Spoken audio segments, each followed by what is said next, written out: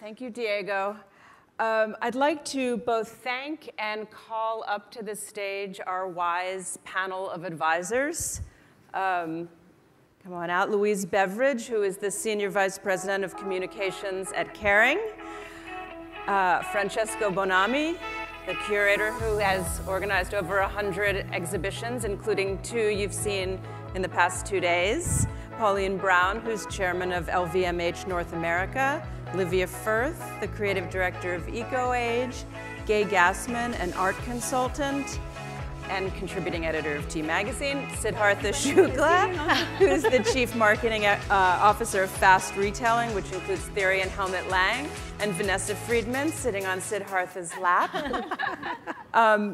We thought we would take advantage of you all one more time, just to kind of tell us anything that struck you, that you've taken away from this conference, any ideas, any problems, any thoughts and issues that you think are facing our industry that are worth exploring that have been brought up.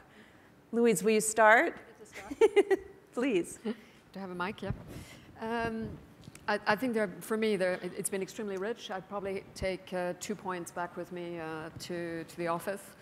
The first is really that the points of departure for creativity or innovation, there's almost a dichotomy between the sources of inspiration, which really come from consumer insights, like Ringley, the discussion this afternoon about retail, talking Bose speaking yesterday about the magic of the product, which really comes from what the consumer's looking for, which creates obviously the insight. And then you can almost get like a dichotomy listening to Stefano yesterday, which is really a pure source of inspiration, which he has himself, which has then led to his creativity. So different points of departure.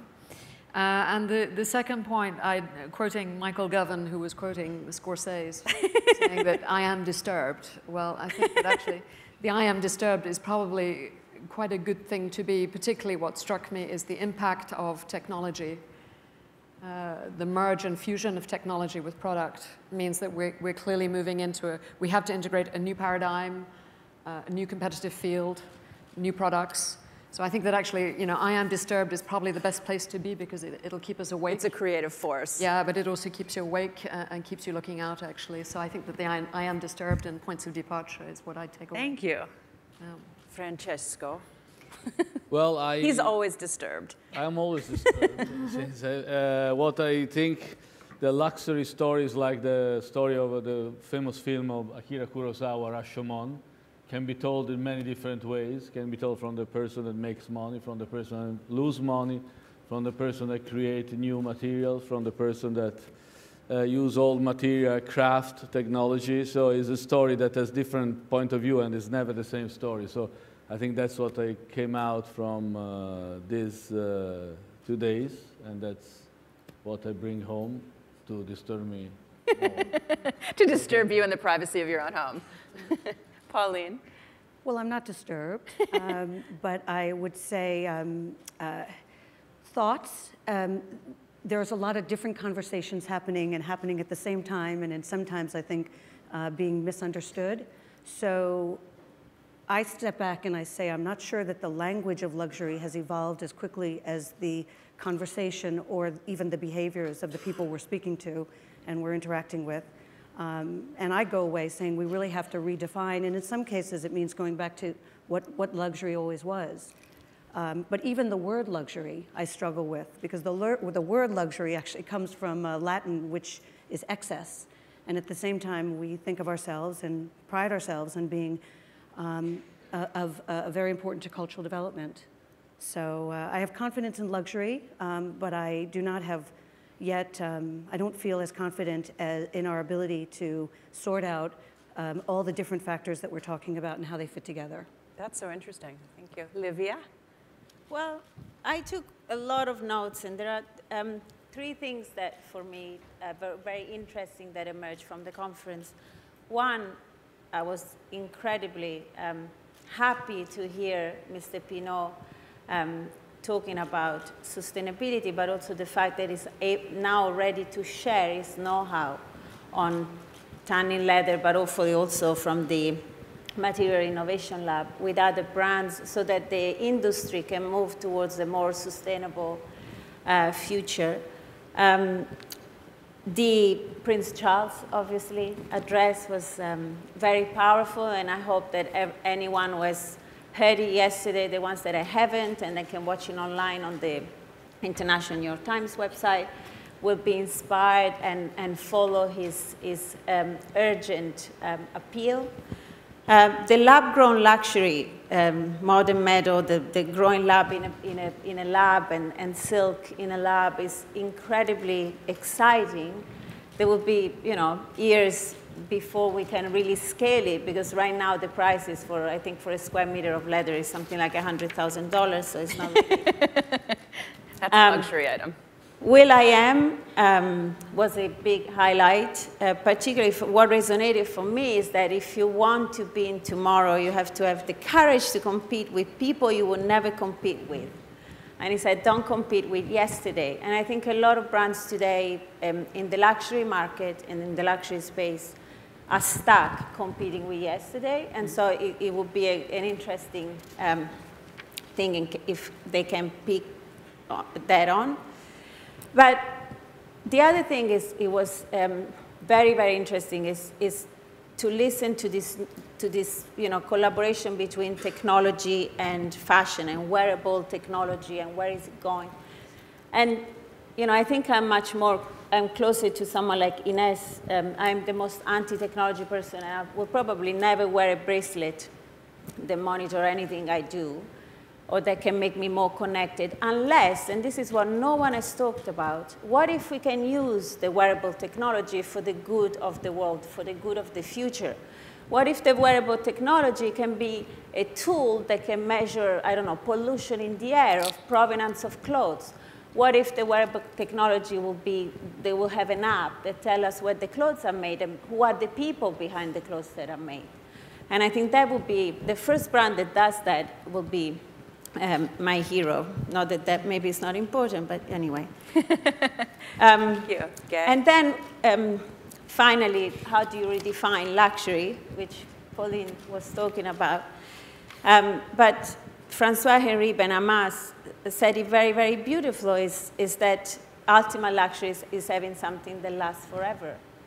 And it's that, it's the craftsmanship, and which is something else that came very strongly from the conference. And then with the evolving consumer panel, I found it very interesting that no one talked about why the shopping malls or the retailers don't take the opportunity to educate the consumer.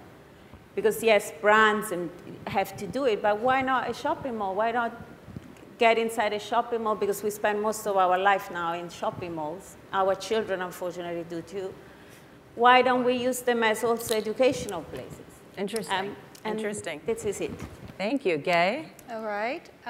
You mentioned a few things that I've been thinking about, but over these past 2 days, for me, what's resonated was the connection between art and technology and how one can inform the other and one can support and learn from the other one. I've thought about that a lot the past couple of days. So one of the things my takeaway is thinking about that.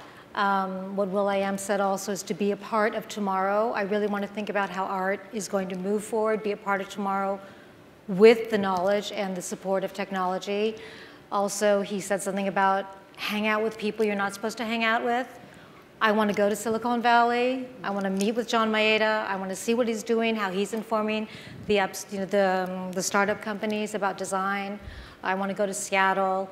I was so impressed with Babak from Amazon and see how he's interested in integrating art with what he's doing and listening to what artists have to say. So you made new friends. Huh? You made new friends. I made new friends. I'm excited. I want to go both places within the next month. You made some techie friends. I go be with people you're never with, right? So I want to be a part of tomorrow. I want to do that. And there was one other thing which I did write down. I took notes also.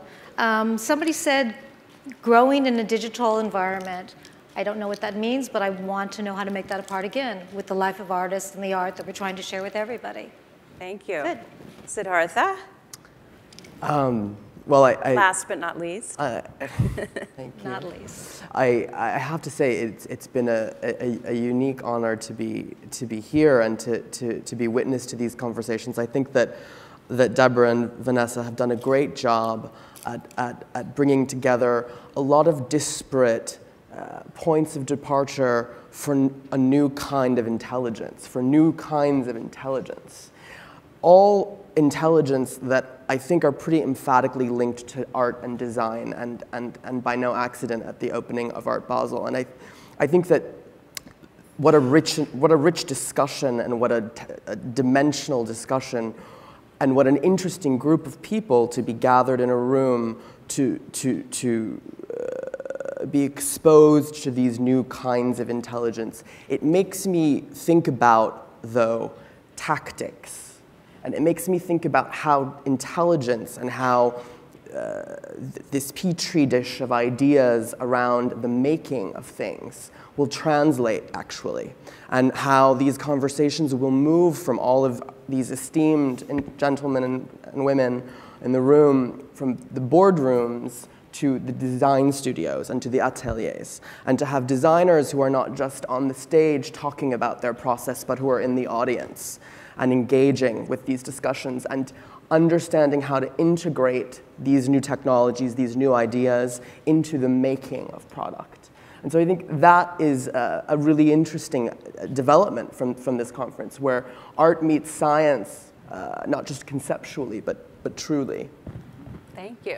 Do you want to wrap it up? Would you like to tell us what you learned, Vanessa? You know, I feel like I have so many questions and ideas and story ideas that have come out of the last 2 days of conversations that it would be impossible to choose just one. And I feel like I get to say that because I'm a host. But I hope everyone else, we hope everyone else in the room feels the same way. And that you take those perspectives and possibilities, comfortable or not, back to your companies, back to your cities, back to your countries, and you share them, and you talk about them, and you email us and tell us about them. And then you join us next year, around the same time, in a totally different place, equally glamorous, super exciting, to be revealed in 2015. And we can continue the conversation. So on behalf of Deborah, myself, the advisory panel, and the entire New York Times, thank you for being such great partners. And see you next year. Thank you so much.